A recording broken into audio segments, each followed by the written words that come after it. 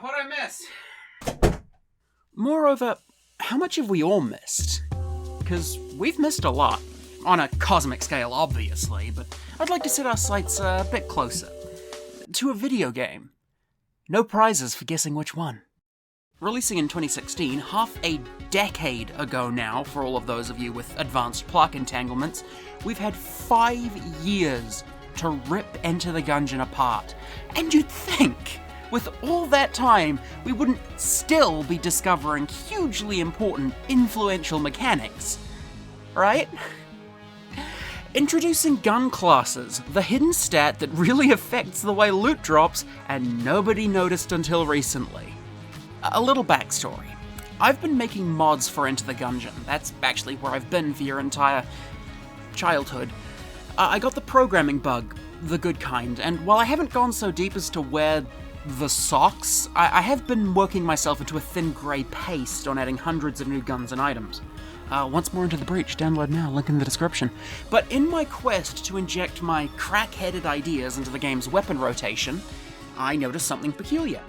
Weapons that I had made were not showing up in runs anywhere near the quantity that they should have given the colossal ratio of custom weapons I'd constructed. To help me fix this issue, I enlisted the help of Master Gungeon modder and good friend Golden Revolver, and what she found was quite surprising. And that's where it really gets juicy. Every single gun in the game is assigned a class. These aren't tiers, D, C, B, A, S, etc., but are instead separate variables that describe the way the gun attacks.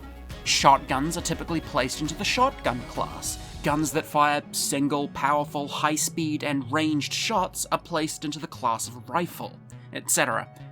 A full list of classes is as follows: None, Pistol, Shotgun, Full Auto, Rifle, Beam, Poison, Fire, Ice, Charm, Explosive, Silly, Shitty, and Charge. Each gun has one class. There's no such thing as multiclassing. On the surface, these simple labels might not seem like much, but they play a massive role in the distribution of loot. To put it simply, having a gun of a certain class in your inventory makes other guns of that class 50% less common. It's a simple rule with far-reaching implications. Holding a shotgun makes shotguns rarer, holding an explosive weapon makes you less likely to get another, etc. Holding multiple guns of a certain type reduces the chance of obtaining another even further. If a shotgun slashes the chance to get another shotgun in half, holding another shotgun cuts that half chance in half again, and another shotgun cuts it in half again, and again, repeat indefinitely for the amount of held shotguns. The only 2 exceptions to this rule are the None and Shitty classes. None does not affect the rarity of other None-class guns, which would matter if there were more than 3 None-class guns in the entire game. Shitty-class guns do still reduce the quality of other shitty guns, but instead of a 50% decrease, it's a 90% reduction, rendering finding multiple shitty guns an incredibly rare event. And on the topic of shitty guns, this would explain certain things, such as how the flare gun seems more common in D-tier chests than the dueling pistol. This is because the dueling pistol is in the shitty class, whereas the flare gun is in the fire class. But you might be wondering, why would this matter? Surely this would only have an effect after you've already picked up a shitty gun. And you would be right, if this rule didn't also extend to starter guns. 5 out of the 7 unique character starter guns are in the shitty class, meaning 5 out of the 8 characters are guaranteed to have a shitty gun in their inventory by default, making other shillity. Ah yes, good old Harry McShill. Meaning 5 out of the 8 characters have a shitty gun in their inventory by default, making other shitty quality weapons 90% rarer off the bat. If you're curious about the exceptions, Blasphemy is a part of the Silly class, and the Slinger is one of the few members of the None class. I'm fairly certain Slinger's placement into None is an intentional effort to prevent the gunslinger from having a skewed loot pool, in particular to make shitty guns more common for him, as shitty guns often have plenty of synergies that make them better. That's really what the class system amounts to. It's sensible, it's fair, and it balances runs so you don't wind up with guns that My knuckle cracked mid-sentence. I don't know if that picked up on the mic. And it balances runs so that you don't wind up with guns that feel too samey. It's just crazy to think that this system went undiscovered for years when its influence on the way the game generates loot is so drastic. I'm going to explain a few more things which tangentially relate to the class system, sort of a trivia round, if you will. Notable guns. Some guns of note with regard to their class occur particularly in the D tier. Most guns that seem to show up more commonly will be those D tier weapons that aren't in shitty class.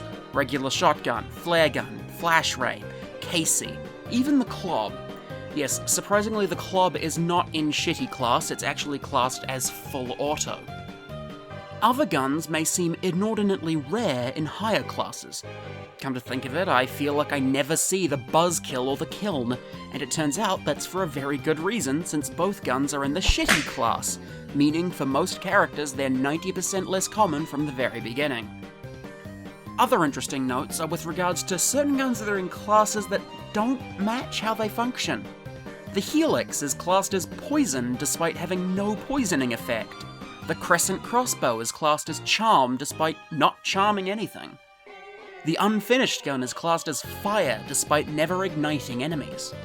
The Betrayer's Shield is classed as pistol, even though it would surely seem more appropriate in the full auto class.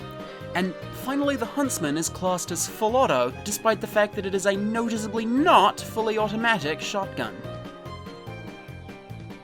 Chest manipulation. I've already gone over how the game checks how many guns of a certain class you're holding when it goes to generate loot. This effect is reverted when a gun is dropped.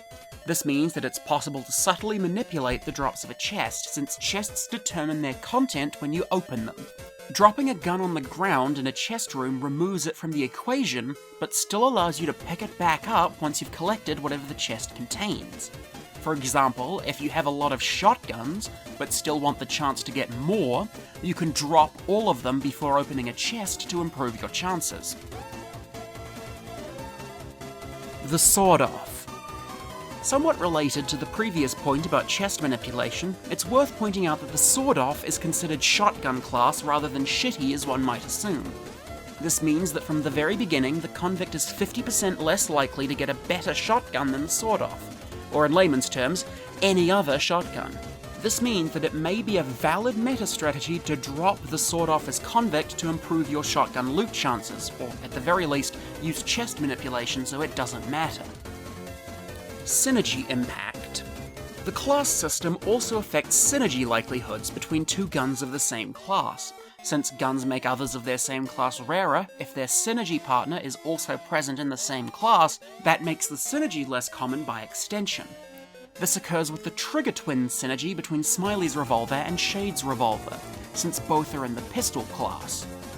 Interestingly, this does not affect the Love/Hate synergy between the shotguns of Love and Hate. While the Shotgun Full of Hate is in the Shotgun class, the Shotgun Full of Love is in the Charm class, and as such they do not impact each other's rarity. Gun classes also make the Shotgun Full of Hate rarer than the Shotgun Full of Love. Curiously, because Charm class guns are rare, since there are many shotguns, there are many other guns that will lower the Shotty of Hate's rarity if collected. Whereas the relative scarcity of Charm class means that it has fewer members to make each other rarer, paradoxically making each member more common. One of the few parts of the game that directly interacts with gun class other than the loot system is the Shotgun Affinity synergy between Shotgun Cola and Shotgun Coffee. Shotgun Affinity gives all guns in the Shotgun class piercing, increased knockback, and increased shot speed. Except, because it targets the class of the gun, it doesn't affect every shotgun in the game, simply because not every shotgun is placed into the shotgun class. The Big Iron, Knight's Gun, Big Shotgun, Rattler, Tangler, Shotgun Full of Love, Shot Grub, Blunderbuss, Icebreaker, Huntsman, Bundle of Wands, and Trick Gun are all examples of shotguns not present in the shotgun class, and who don't benefit from the synergy. Just guns. Only guns have gun classes. Items don't use this system, only guns. I've seen people get confused on this, so I thought I'd clarify. Guns only. farmers only, turnips only. And with that, I think I've said all that I can say about gun class, at least for now. I'm hesitant to declare that this is all the gun class system does, because while we're fairly certain we've uncovered its secrets, to say for certain would be foolish considering how long the entire mechanic was able to remain hidden. If you want further reading, I've gone through the Gungeon wiki over the course of 8 painful hours and added what class each gun is to their pages, as well as the big table of weapons on the gun page. You can use that to check and cross-reference for yourself what guns make other guns less common. Maybe this will be useful for speedrunners? I don't know. Also, like I said, I've been working on a mod for the game. It's called Once More Into the Breach, and adds over 100 new items, 100 new guns, and even a couple new mechanics. I'll leave a link in the description, as well as a link to a video tutorial on how to install mods. I'd appreciate you checking it out. I've put a lot of effort into it, and I'd love to hear feedback. Finally, I have a Discord server. I don't usually verbally shill it, but the link's usually in the description. Figured we could use some, new blood. Anyways, I've got to go satisfy my natural hunter's instinct by yelling violently at the postman. See ya!